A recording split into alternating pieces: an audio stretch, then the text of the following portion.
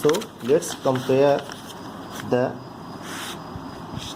physical property of three state of matter. In this table, here is the property of matter and here is the three state of matter. First, we will compare the shape of state of matters. Here in solid, the shape of solid have definite shape. जैसा कि आप जानते हैं कि जो solid के molecules होते हैं वो काफ़ी इंटैक्ट होते हैं, एक दूसरे के बहुत ही पास होते हैं. इस वजह से जो सॉलिड स्टेट ऑफ मैटर की सॉलिड की जो शेप होती है वो फिक्स होती है, वो चेंज नहीं होती है. लिक्विड के केस में liquid have no definite shape and acquires the shape of the container in which they are filled. चूँकि फोर्स ऑफ अट्रैक्शन जो होता है वो लिक्विड में सॉलिड से कम होता है, इसलिए जो इसके मॉलिक्यूल्स होते हैं ये एक दूसरे के ऊपर स्लाइड करते रहते हैं. इसलिए इस स्टेट में मैटर की इस स्टेट में एक टेंडेंसी होती है फ्लो करने की, और ये इनका कोई सॉलिड फिक्स्ड शेप नहीं होता है. ये उस कंटेनर का शेप एक्वायर कर लेते हैं जिसमें इनको फिल किया जाता है. Further, in gaseous state gas has no definite shape. Gaseous state of matter का कोई भी डेफिनेट शेप नहीं होता है. ये जिस भी कंटेनर में ये भी रखे जाते हैं ये उसी का शेप एक्वायर कर लेते हैं. Further, volume. सॉलिड का जो वॉल्यूम होता है सॉलिड मैटर का, वो वॉल्यूम हमेशा फिक्स होता है, क्योंकि वही रीज़न है कि इसके जो मॉलिक्यूल्स होते हैं वो फिक्स होते हैं. फर्दर, जो लिक्विड का वॉल्यूम होता है वो एक निश्चित टेम्परेचर पे, गिवन टेम्परेचर पे फिक्स होता है, यानी उसका जो आयतन होता है, जो वॉल्यूम होता है वो फिक्स होता है, वो चेंज नहीं होता है. लेकिन गैस का जो वॉल्यूम होता है वो डेफिनेट नहीं होता है, उसको कम या ज़्यादा किया जा सकता है. Further, density. जो डेंसिटी होती है, चूँकि सॉलिड के जो मॉलिक्यूल्स होते हैं वो काफ़ी पास होते हैं, इसलिए ये इनके बीच में इंटरमॉलिक्यूलर स्पेस बहुत ही कम होता है. इस वजह से ये काफ़ी डेंस होते हैं और हार्ड होते हैं. ठीक, लिक्विड में जो डेंसिटी होती है वो सॉलिड से कम होती है, और गैस में लिक्विड से भी और सॉलिड से दोनों से कम होती है, सबसे नेग्लिजिबल होती है. इंटरमॉलिक्यूलर फोर्स सॉलिड में सबसे ज़्यादा होता है, क्योंकि इसके जो मॉलिक्यूल्स होते हैं वो पास होते हैं, काफ़ी नज़दीक होते हैं, जिसकी वजह से इंटरमॉलिक्यूलर फोर्स काफ़ी स्ट्रॉन्ग होता है.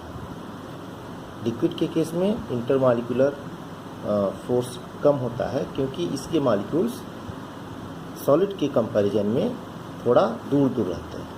और गैस के केस में जो मॉलिक्यूल्स होते हैं उसमें फोर्स ऑफ अट्रैक्शन जो है नेग्लिजिबल होता है, बहुत ही कम होता है, क्योंकि इसके जो मॉलिक्यूल्स होते हैं वो काफ़ी दूर रहते हैं. थर्ड है जो प्रॉपर्टी होती है वो है अरेंजमेंट ऑफ कंस्टिट्यूएंट पार्टिकल्स. जो कंस्टिट्यूएंट पार्टिकल्स होते हैं उनका अरेंजमेंट कैसा होता है. Particles are closely packed and occupy fixed position. Solid में वही बात कि जो पार्टिकल्स होते हैं वो काफ़ी इंटैक्ट होते हैं, एक दूसरे से काफ़ी पास होते हैं, और वो फिक्स्ड पोजीशन पे पैक होते हैं. लिक्विड के केस में ये जो है पार्टिकल्स दूर होते हैं, और गैस के केस में और दूर होते हैं. फर्दर जो प्रॉपर्टी है कंप्रेसिबिलिटी, यानी कि अगर हम किसी भी मटेरियल को एक्सटर्नल फोर्स अप्लाई करें, उसको प्रेस करना चाहें, कंप्रेस करना चाहें तो क्या होगा, तो सॉलिड के केस में जो कंप्रेसिबिलिटी होती है, यानी इसकी शेप को चेंज करने की जो टेंडेंसी होती है वो कम होती है। अगर आप किसी भी सॉलिड को प्रेस करना चाहें, कंप्रेस करना चाहें तो वो शेप नहीं चेंज करेगा अपना, वो कंप्रेस नहीं होगा, वो वैसे का वैसा ही बना रहने की उसकी टेंडेंसी होती है। भले उसको आप अगर बहुत ज़्यादा फोर्स अप्लाई करें तो वो टूट जाए, लेकिन वो शेप नहीं चेंज करता है। ठीक है। फर्दर जो कंप्रेसिबिलिटी होती है लिक्विड में, यानी कि इसको हम कंप्रेस कर सकते हैं, इसको दबाया जा सकता है, इसको प्रेस किया जा सकता है। फर्दर गैस में मैक्सिमम होती है। गैस बड़े मात्रा की गैस को एक छोटे वॉल्यूम में जो है उसको कंप्रेस किया जा सकता है। जैसे आप एलपीजी कंटेनर्स में देखते हैं, काफ़ी गैस को एक छोटे से कंटेनर में कंप्रेस करके उसको रखा जाता है। ठीक है। Further effect of heat, solid के केस में जो इफ़ेक्ट होता है हीट का, वो जो होता है ये एक्सपेंड करता है, यानी इसके मॉलिक्यूल्स एक्सपेंड करते हैं लेकिन अपनी प्लेस नहीं चेंज करते हैं। ये अपनी मेन पोजीशन से केवल वाइब्रेट करते हैं, एक्सपेंड करते हैं, लेकिन अपनी जो पोजीशन है वो चेंज नहीं करते हैं।